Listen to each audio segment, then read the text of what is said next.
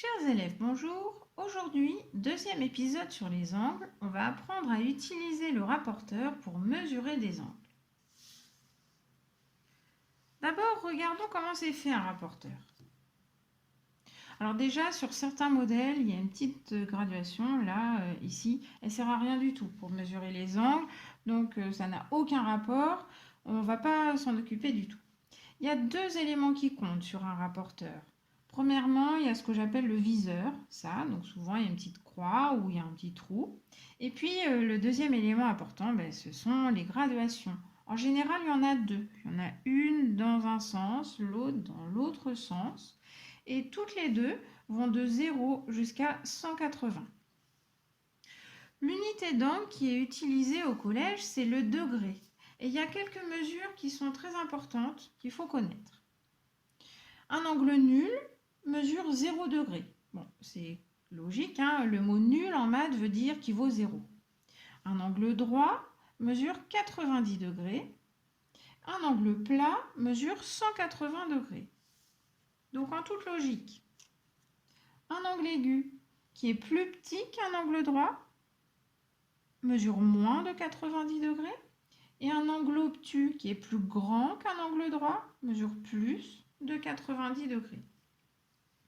C'est important d'avoir ces quelques points de repère en tête parce que ça permettra de vérifier à chaque fois qu'on a mesuré un angle si le résultat est compatible avec la forme de l'angle. Donc ça s'appelle exercer son sens critique ou son esprit critique.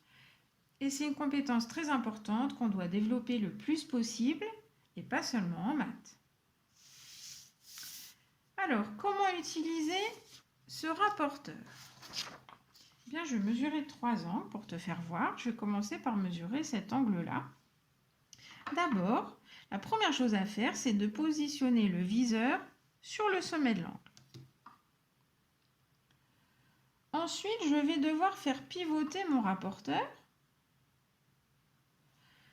pour le mettre bien à l'intérieur de l'angle et pour aligner le 0 d'une graduation. Donc, il y en a deux possibles. Il faut choisir. Là, par exemple, je choisis ce 0-là.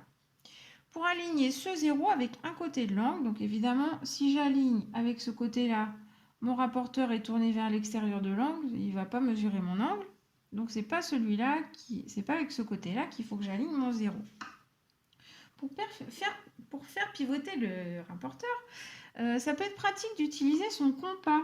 On peut piquer, quand on a un rapporteur avec un trou, on peut piquer la pointe du compas sur le sommet de l'angle à travers le trou du rapporteur. C'est plus simple pour le faire tourner après. Donc voilà, mon rapporteur est bien positionné.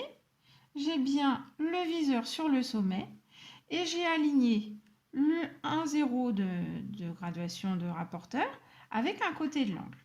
Maintenant, c'est le moment de lire la mesure de l'angle sur la graduation. Et c'est aussi le moment où beaucoup d'élèves se trompent. Parce qu'il y a deux graduations et elles n'indiquent pas toutes les deux la même mesure. Et c'est très facile de se tromper de graduation. Alors mon truc pour ne pas se tromper. Le côté de mon angle qui dépasse du 0, il est à gauche. Donc je dois choisir la graduation qui a son 0 à gauche. Et c'est sur celle-ci que je dois lire la mesure. Donc là, hop. 60, j'ai un grand trait entre 60 et 70, donc 65 degrés. Cet angle-là mesure 65 degrés.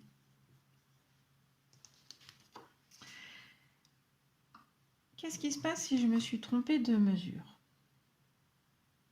Je repositionne mon rapporteur. Si jamais je regarde sur l'autre graduation, eh bien en fait, je trouve comme mesure 115 degrés. Bon, alors du coup, laquelle est la bonne? Eh bien, c'est là qu'on doit exercer son esprit critique. Une fois que j'ai écrit ma mesure, là, j'ai écrit 65 degrés. Je regarde bien la forme de mon angle. Normalement, nos yeux et notre cerveau sont capables de reconnaître des angles droits. Et là, je me rends compte que cet angle-là est plus petit qu'un angle droit. Donc, sa mesure doit être plus petite que 90 degrés. Donc, si j'ai trouvé 65 degrés, c'est une mesure acceptable. Par contre, si je me suis trompée, comme j'ai fait voir tout à l'heure, si j'ai trouvé 115 degrés, ça n'est pas une mesure acceptable. Deuxième exemple, je vais mesurer cet angle-là en te faisant voir ce que ça donne quand j'utilise l'autre graduation.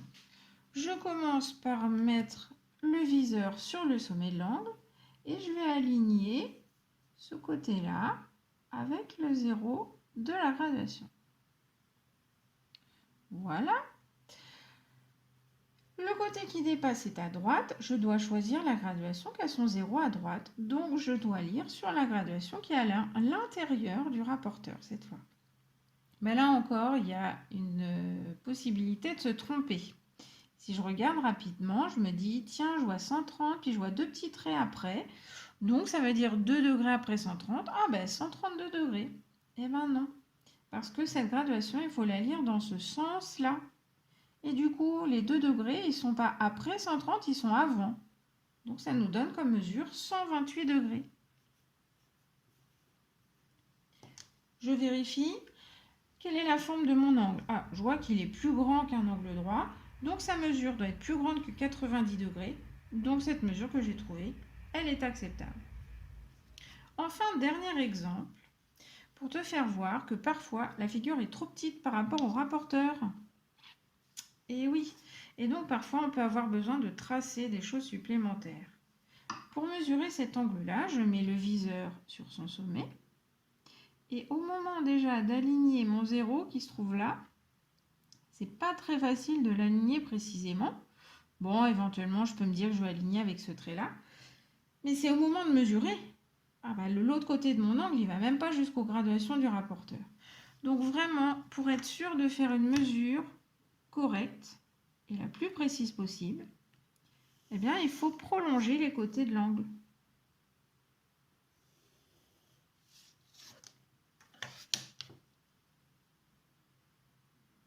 Et cette fois, je n'ai aucun problème et pour aligner mon 0 et pour lire la mesure. Donc, bien sur la graduation qui a son 0 du côté qui dépasse. Et donc, j'ai 56 degrés pour cet angle-là. Je l'écris. Je réfléchis bien. Hein. Est-ce que cette mesure est compatible avec la forme de l'angle? Eh bien, mon angle, il est plus petit qu'un angle droit. Sa mesure doit être plus petite que 90 degrés. Donc oui, j'ai trouvé une mesure qui est acceptable pour cet angle-là. Eh bien, j'espère que tu as bien compris comment utiliser le rapporteur. Il faut s'entraîner parce que c'est pas facile au début quand on n'en a pas l'habitude. Surtout, pense bien à vérifier que tu choisis la bonne graduation selon le côté qui dépasse de ton rapporteur. Entraîne-toi bien et moi je te dis à bientôt sur Arsène pour de nouvelles aventures mathématiques.